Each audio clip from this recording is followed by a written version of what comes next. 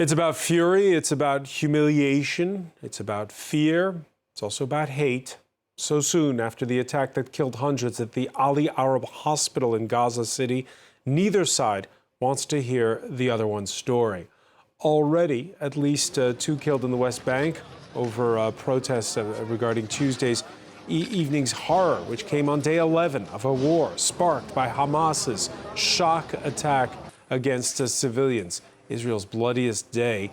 The ground offensive hasn't yet begun. Is there any way to stop this spiral? Whoever's responsible, the attack torpedoing Joe Biden's plan to confer with Palestinian and Egyptian presidents at a canceled summit in Jordan. Nonetheless, he did maintain his trip to Israel. Why? Was it the right move? The threat of escalation no longer about just the Middle East. Spontaneous demonstrations erupting in many parts Tuesday evening, like outside the French embassy in Tunis. It's the entire Arab world that saw the first images on satellite television stations and came out. How do countries like France and all those who support Israel's right to defend itself react to these competing narratives? Today in the France 24 debate, we're asking how to stop the spiral. With us from Tel Aviv, he served as chief of staff to 2 Israeli foreign ministers, diplomat and commentator Alan Pincus. Thank you so much for joining us. Pleasure. From Washington, D.C., he's a former advisor to the Palestinian Authority on Peace Negotiations, Khaled El-Gindi, director of the program on Palestine and Palestinian-Israeli affairs at the Middle East Institute. You're also the author of Blind Spot, America and the Palestinians from Balfour to Trump. Welcome to the show. Thanks for having me. Journalist and documentary filmmaker Sofia Amara is with us here in the studio. Sofia used to hang her hat in Beirut. We'll perhaps talk about the possibility of a second front later. Thanks for joining us. Thanks for having me, Francois. The France 24 debate, where you can join the conversation you have on the hashtag F24debate. Yeah, we were saying it at the outset. 2 sides, 2 accounts, 1 horror story. Jean-Émile Jamin has more. As the smoke clears from the carnage at Gaza's Ahli Hospital, the blame game over the deadly bombing continues. Hamas says Israeli airstrikes are to blame for the deaths of several hundred Palestinians. Israel's Defense Force, though, says it was a misfired rocket by Islamic Jihad, a separate Palestinian militant group. To bolster their intelligence assessment, the IDF on Wednesday released an audio recording purporting to be 2 Hamas militants discussing the blast. Hamas checked the reports, understood it was an Islamic Jihad rocket that had misfired, and decided to launch a global media campaign to hide what really happened. They went as far as inflating the numbers of casualties. The size of the damage we see here is due to the warhead of the Islamic Jihad rocket, but most of the rocket's propellant is still evident due to the short flight of the rocket because the launch failed. The Islamic Jihad group has swiftly denied responsibility, saying the scale of the explosion and angle of the bomb's fall pointed to Israeli weaponry. Israel's Prime Minister Benjamin Netanyahu, however, repeated his army's assessment, evoking a strong rebuttal from the Palestinian ambassador to the United Nations. Now they change the story to try to blame the Palestinians. It is a lie, and the Israeli spokesperson of the army, about a week ago, made a statement in which he said, evacuate the hospitals are target, and in fact they hit 1 hospital a week ago. For now, none of the claims from either warring faction can be independently verified. Little solace to those in Gaza who have already lost so much from the blast. There have been many painful episodes in the last 12 days. Khaled El-Gindi, this is certainly one that has shook a lot of people. Let me just begin with a personal question. How do you talk about it with your colleagues? I ask because I look at my Twitter timeline, and it really is completely different echo chambers on this story. Yes, it's very hard. It's very difficult to watch at a human level, and it's also very difficult to talk about it as an analyst, trying to ascertain facts and decide what exactly did or did not happen. At this point, It's hard to say exactly what did or did not happen. I do think, though, that we need to take Israeli official claims as well as Hamas or Islamic Jihad official claims with a healthy dose of skepticism, just based on the current reality and based on the records in the past. We do know also that Israel has warned that it would attack hospitals, that they've urged hospitals to evacuate. Palestinian medical personnel have refused to do that because, of course, that would put the lives of their patients in jeopardy. And hospitals, of course, are most needed when you're under attack, when you have massive thousands and thousands of civilian casualties, as there is now. So we know that Israel has targeted hospitals in the past. I think one of the challenges that we have here in Washington is trying to convince people, or at least trying to get people to understand, to appreciate the possibility that maybe their narratives are off. As you said, people kind of look at the issue through distinct narratives, and that rules out certain possibilities. What's hard for people in Washington to appreciate is that Israel has in the past, and does, I think, in this particular war, target civilian targets. So we've seen that repeatedly. They would like to believe that it's always an accident, but that's difficult when we hear Israeli leaders saying quite explicitly they don't distinguish between civilians and non-civilians, that their goal is damage and not precision. And so I think some of those impressions about Israel not being capable of doing these sorts of things will have to be challenged. Alan Pincus, again, this is very raw. Is it impossible finding common ground on a story like this one at this moment? You just saw evidence of how impossible it is. Khaled El-Gindi, someone whom I have the utmost appreciation for, not once mentioned the savage, barbaric Hamas attack on October 7th, when they decapitated babies and burned grandmothers and their grandchildren. I haven't heard anything. It's all about the narrative, about the hospital.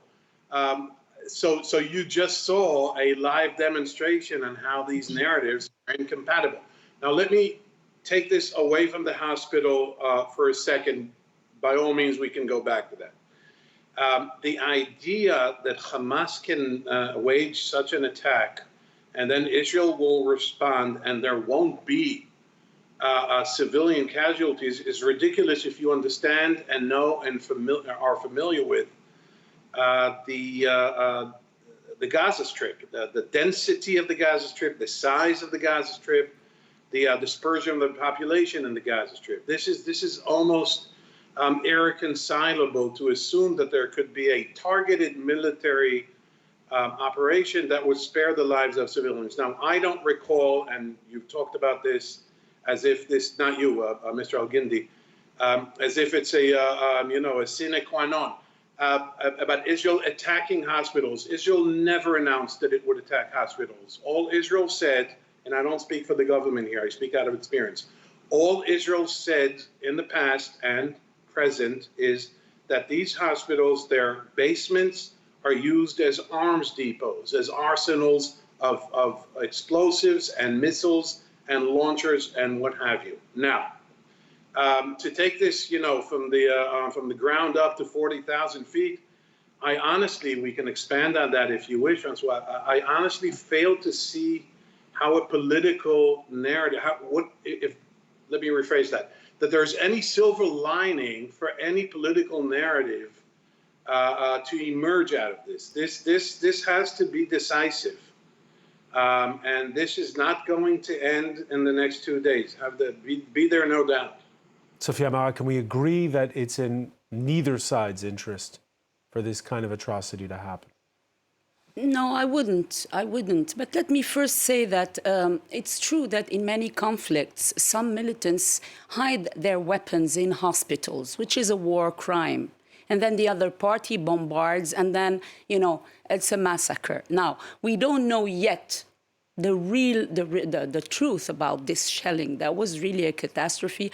And I think that is in the interest of Hamas actually, because it's moving the Arab street. Yet this doesn't mean that Hamas did it, of course, nor the jihad, because we don't have a definite Islamic proof jihad. about the Islamic jihad, Palestinian Islamic jihad. We don't have it. But now I have been a witness of 2 massacres in the same village in south of Lebanon, in Kana, where no weapons were hidden in any hospital, where Israel bombarded a UN headquarters in Kana, killing 100 civilians and wounding like 800 people. And I have been covering that, and I was there, and there was a wire of Reuters with an exchange between 2 Israeli military, one saying, I mean, they are civilians, and they received SOS from the FINUL, the UN peacekeepers. UN peace, yeah, exactly, telling don't bombard, there are civilians, and they kept bombarding for 7 minutes. It's in Le Monde, and the wire that was under the censorship of the military authority, Israeli military authority, the This was when?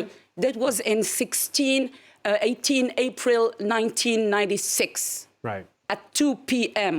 And the words of the soldier were, it doesn't matter, they are Arabushim in Hebrew, it means Arabs. There are many of them, plenty of them. So, That's an event that's a quarter century ago. Let's bring No, it's not a century. It was in quarter century ago. Yeah, a quarter, yeah. Let's bring it back to the... I think there are much more recent examples of civilian targets being hit by Israeli forces. This isn't a matter of controversy. Human rights groups, including Israeli human rights groups, as well as global ones like Human Rights Watch and Amnesty, have documented in painful, meticulous detail, not only a reckless disregard for Palestinian civilian life, which is itself a violation of international law, but in certain cases, deliberate targeting of civilians. That's not in question. And to simply dismiss that by launching ad hominem attacks on me or someone else, I think is not helpful. And I would urge Mr. Pincus to show a little bit more decorum in how he's responding to these. We shouldn't take these things personally. We're trying to deal in the realm of facts here. Right. Well, decorum is a great word, but I don't think you're using it correctly here. And anyway, that's this is not about me and you going back and forth. So. Let's talk about Joe Biden's visit. The U.S. president maintaining his trip to Israel, even though he knew before he took off that the meeting in Jordan would be scrapped. He knew about the hospital attack. Still, he met with political leaders, first responders, families of victims. The U.S. president, who also reaffirmed Washington's all-in commitment to Israel to retain what he calls its, quote, qualitative edge over its opponents. He also did express sympathy for civilians. The vast majority of Palestinians are not Hamas, Biden said later. We saddened and outraged by the explosion at the hospital in Gaza yesterday. And based on what I've seen, it appears as though it was done by the other team, not you. Again, we're not going to prosecute exactly what happened. We're not ballistic experts, you and me, Sophia Amara. Definitely. The U.S. president there saying he's relying on elements from his own Defense Department. How's that going to play, though, in the court of public opinion? I think whoever did it, it doesn't change anything, and it doesn't change the risk that Israel is facing because of that event and many others that might happen when the ground offensive will really start. Why did Biden come to Israel? First of all, to express his support to Israel after the 7th of October tragedy for Israel, first of all. And second of all, to try to contain and prevent the bigger enemy of Israel to strike, which is Iran and Hezbollah, that are 10 times stronger than Hamas, do not forget.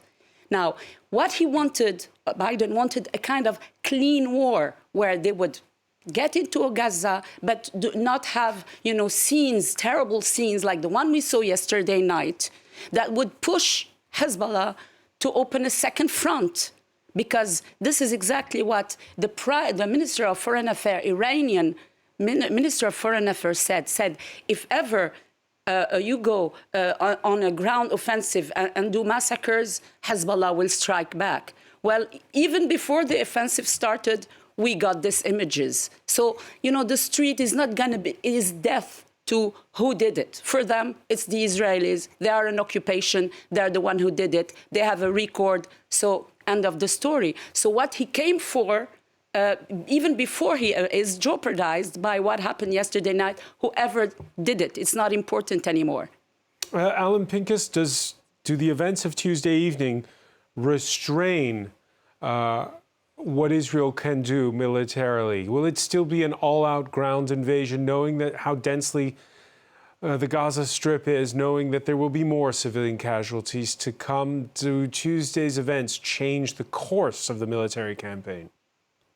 Well, I imagine, and I tend to think that it will, but that's not why President Joe Biden came here. He came, and I agree, that it's all, for him, it's all about containing escalation and preventing the spreading of the conflict or expanding it geographically into Lebanon and indeed the West Bank. Let's not forget there's a smaller scale escalation that could occur in the West Bank. Now, I think that Biden's speech last Tuesday in the White House, his appearance on Sunday, 3 days ago, on CBS's 60 Minutes program, and his statement today, on top of dispatching a USS carrier strike group, the Gerald Ford, and another aircraft carrier, the Dwight Eisenhower, to the Eastern Mediterranean, is all about not just containing escalation, but also trying to stabilize. Because for the U.S., and this is the prime reason why he came here, show of support, show of love, show of empathy, show of sympathy, that's all true, and the optics suggest that this is exactly why he came. However, there's also an issue of American interests, and the U.S. is distracted by this. It is, it affects how the U.S. sees the Middle East in terms of Iran and Saudi Arabia and stability, and it's something the U.S. does not want to be bogged down into. There's Russia and Ukraine, there's China, and so on. So I think what Biden did here, and Secretary of State Antony Blinken, is to implore Israel to restrain its operation. Biden said that in an elegant way, comparing the rage and the vengeance, the sentiment of vengeance, to 9/11. But what happened yesterday in Gaza, back to your question, I think definitely constricts or inhibits Israel's operation. But let's not delude ourselves. This is not over, and this will not prevent further violence, and this will not prevent a ground operation. What it can do is limit or constrain this into a smaller scale. Yeah, and Joe Biden, in his remarks, stating after 9/11, we made mistakes, talking about the U.S., that fear of overreach. Khaled El-Gindi, what's your takeaway from the visit? Did the U.S. president do the right thing traveling to Israel?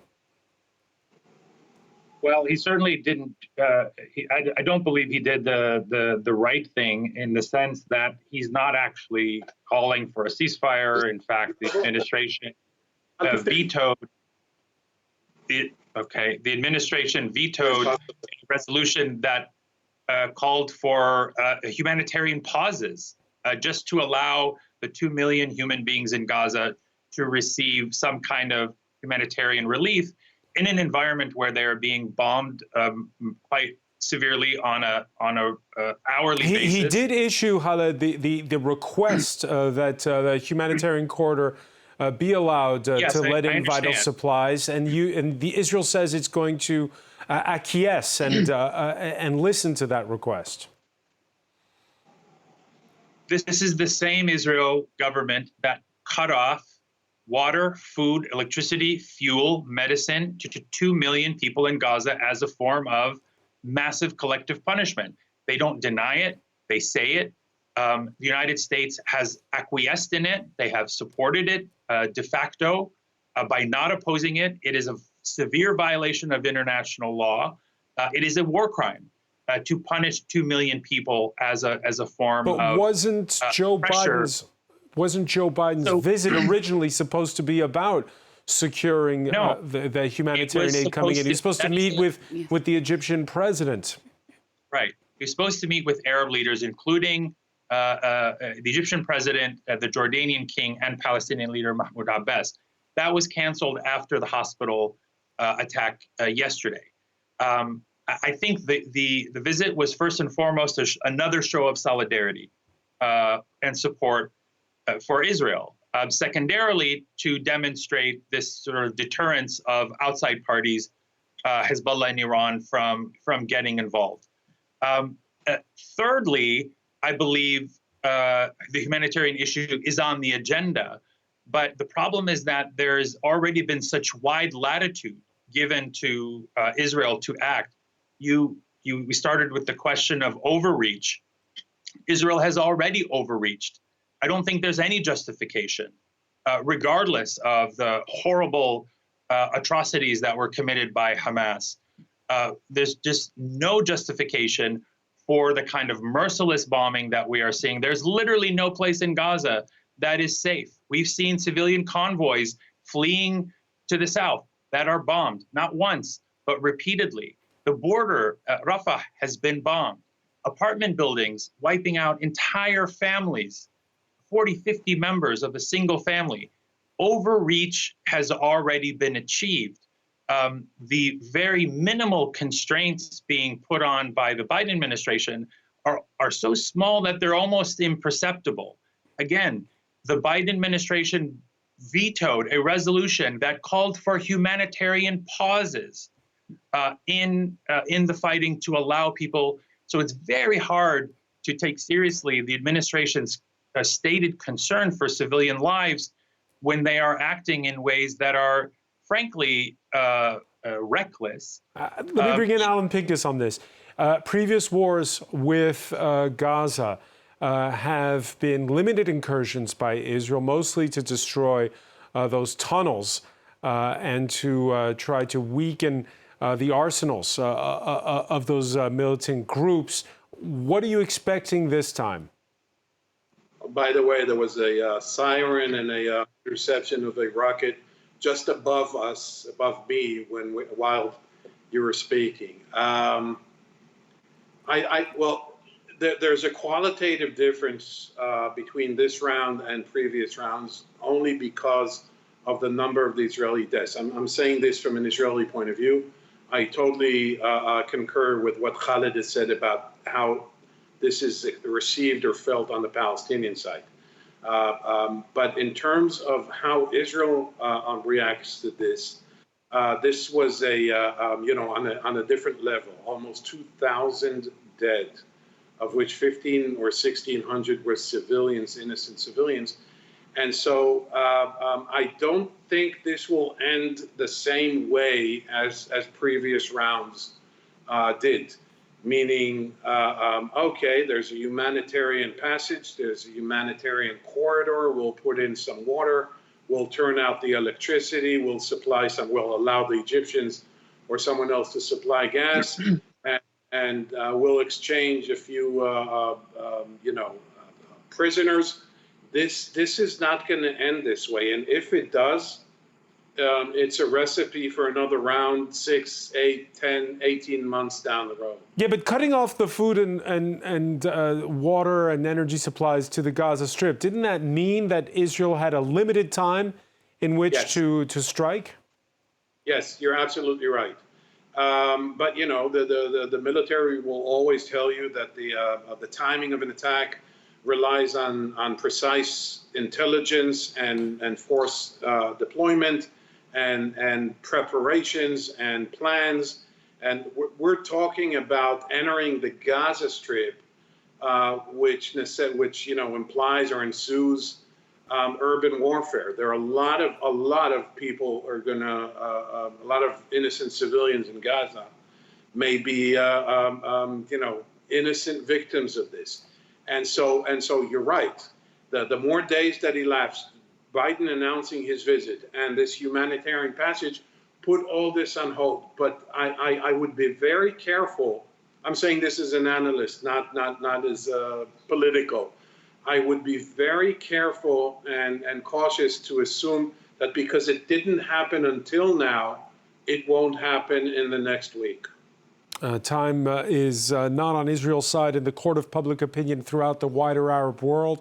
Some 10,000 rallying in Jordan's capital this Wednesday. There were fresh rallies in Bahrain, in Yemen, over in the West Bank, of course, and in Lebanon's capital. Protesters rallying outside of the U.S. Embassy in Beirut. It's not just in the Palestinian territories where there's anger.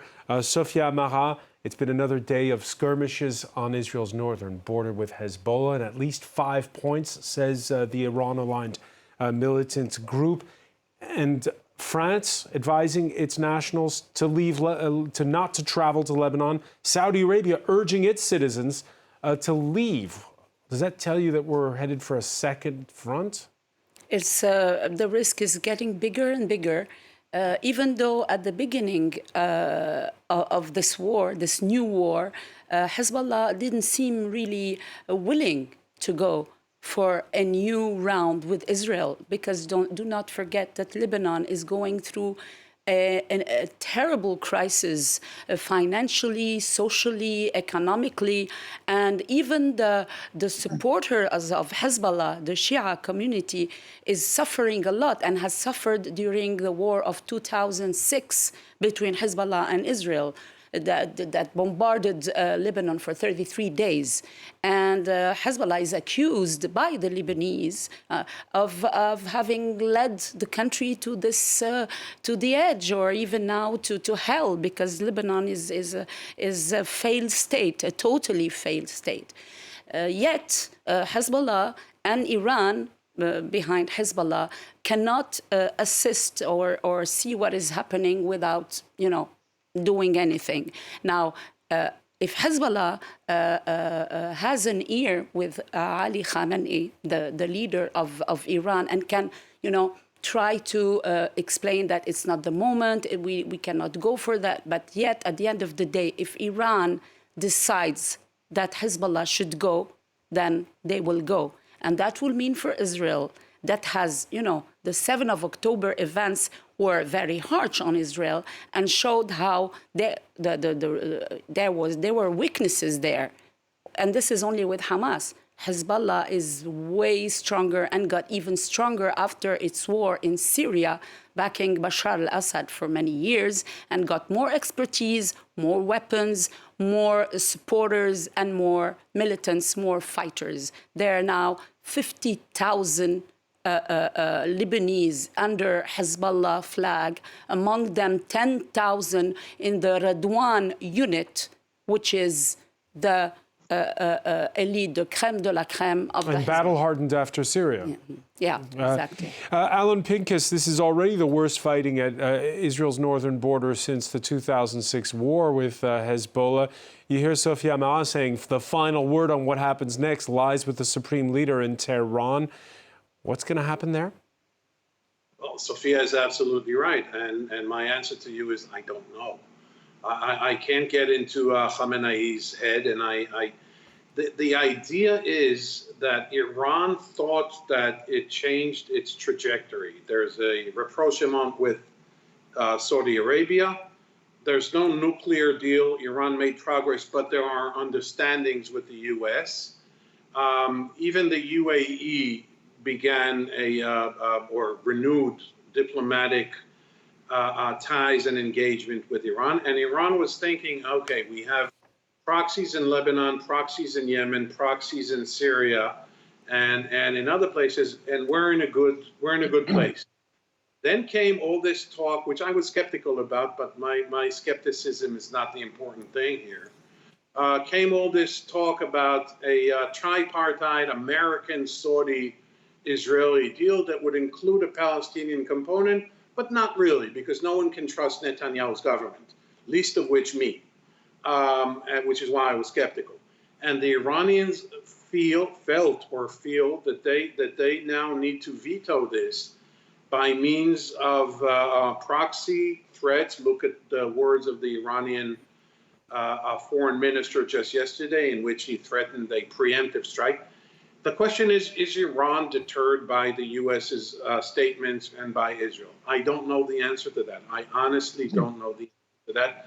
And, you know, the people who tell me that Hezbollah and Iran are deterred and they know what they're talking about are the same, excuse the expression, are the same idiots who explain to everyone that Hamas is deterred.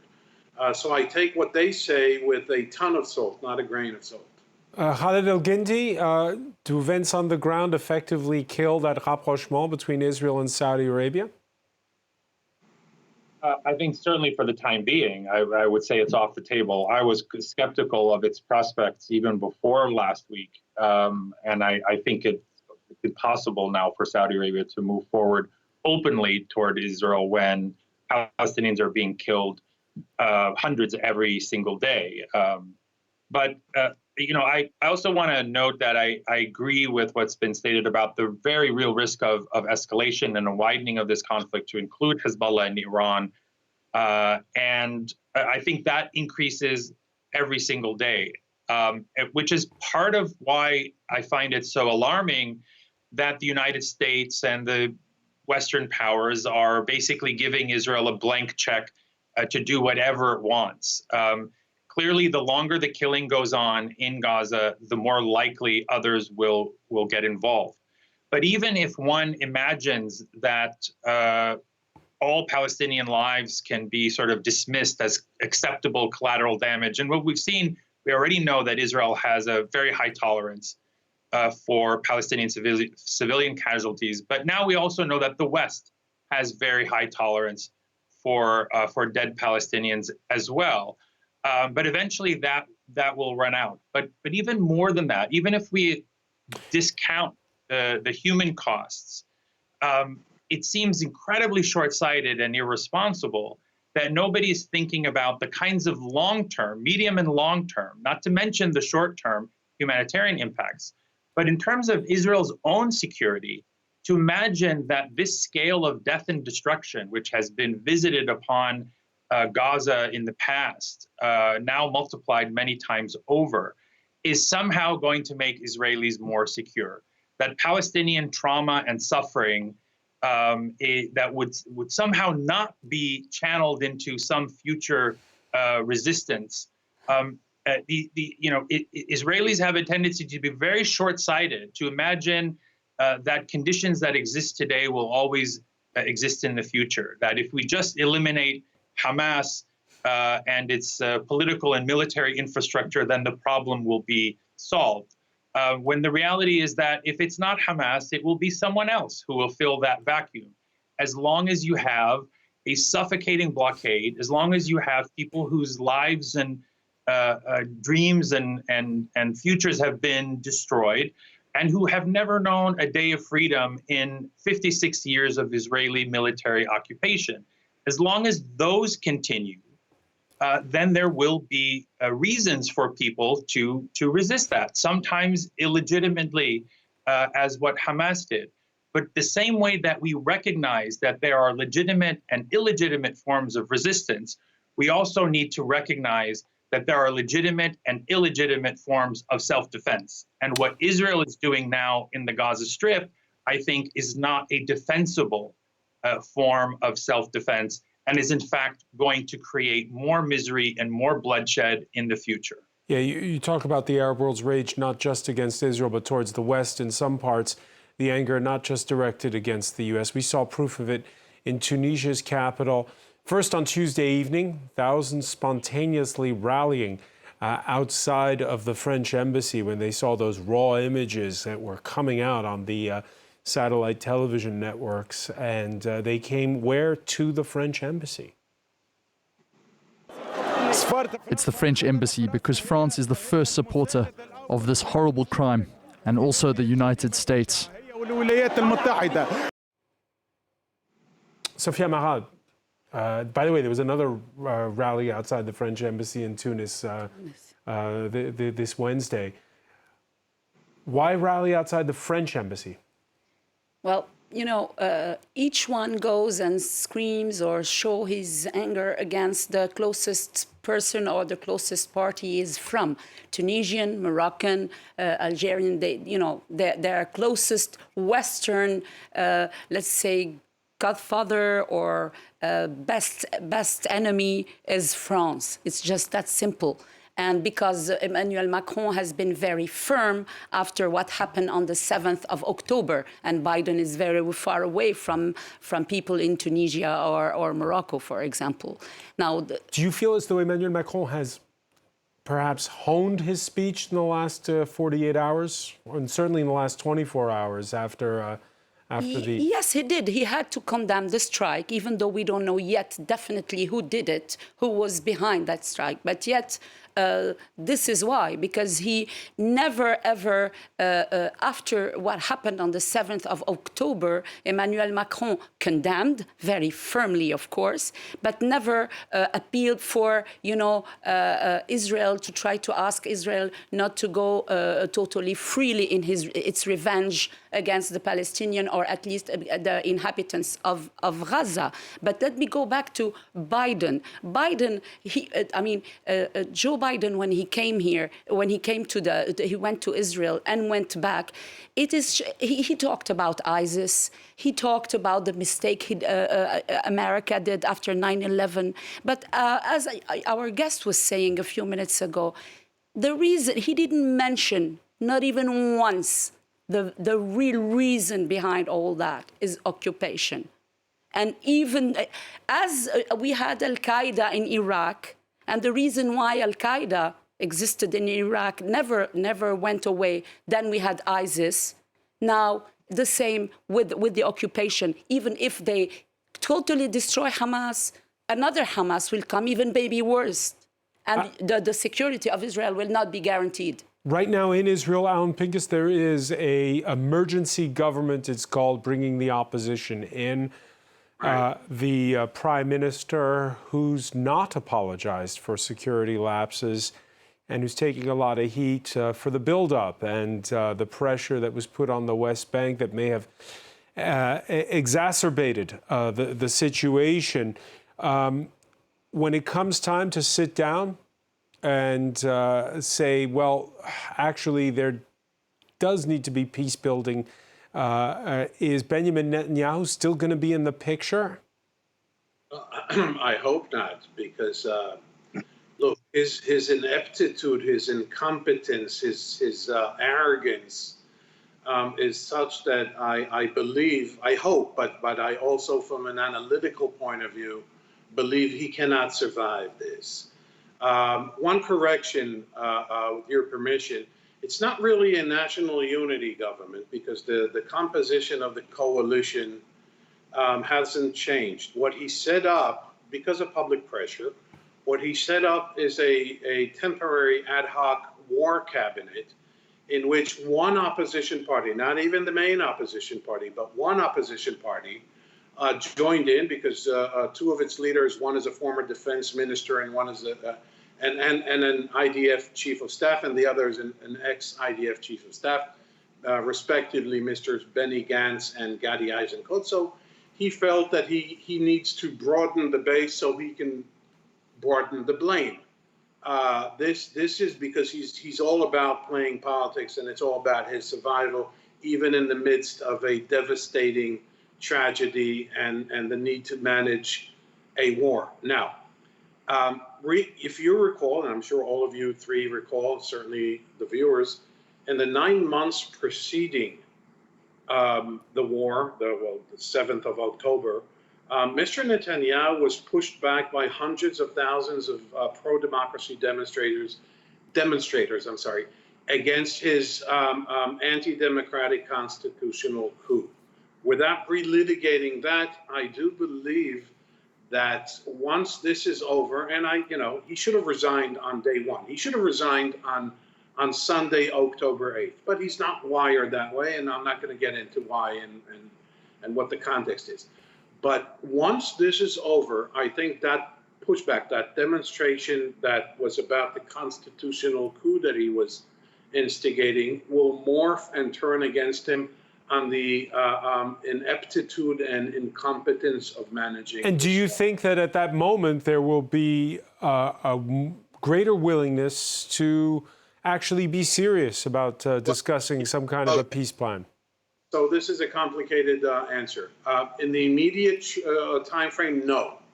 Because what people will say, two-state solution, you want us to give the Palestinians a state so they can replicate, emulate, and repeat what Hamas did on October 7th? Absolutely not. On the other hand, people understand what Sophia said a moment ago, and I completely concur with her. It is, in the end, about occupation. And people will realize this. So if in the short term, people will say absolutely not to a Palestinian state, in the medium term, and I'm not talking about decades or years, hopefully I'm talking about a few short months or years, there's going to be a reckoning. There's going to be a revisiting of failed and flawed premises that hopefully would lead to on both sides, by the way, on both sides. The Palestinian Authority hasn't exactly been an exemplary governing transparent democracy, but that's beside the point. I hope that in the next year or two, there's going to be a complete revisiting of the entire formula or the entire equation that failed everyone so horribly. Yeah, just before we go, we've been feeling it here, this radicalization of views. It's the same whenever it flares up or blows up, if you will, in the Middle East. There are concerns about all the hate speech that we're hearing across the divide. A suburb of Chicago reeling after Sunday's funeral for a 6-year-old Palestinian American. His name is Wadia Al-Fayoum. He was stabbed 26 times by his landlord, who's been charged with murder and attempted murder on the boy's mother. He'd expressed anger over, quote, what was going on in Jerusalem. Khaled El-Gindi, before we go, let me ask you about, we've talked about it on this show, about the mood here in Europe, the tensions we've seen in places like France, like in Belgium. What's the mood like right now in the United States? Well, it depends on where you go. I mean, if you look at the media coverage, of course, it's been, I think, borderline hysterical for 12 straight days. Nonstop coverage of Israeli stories of human suffering, attempts to humanize Palestinians in the current political and media environment have been resisted with a lot of hostility. I mean, even Palestinians who are trying to grieve and hold vigils or Palestinians and their allies trying to acknowledge and highlight the humanity of Palestinians and the fact that they also are dying in very large numbers, have been called by public officials, support for terrorism and pro-Hamas rallies. So there is an escalation in the rhetoric, but it comes with a very deep dehumanizing of Palestinians, of Arabs and Muslims in general. And we saw that tragically with the murder of this child outside of Chicago. But that kind of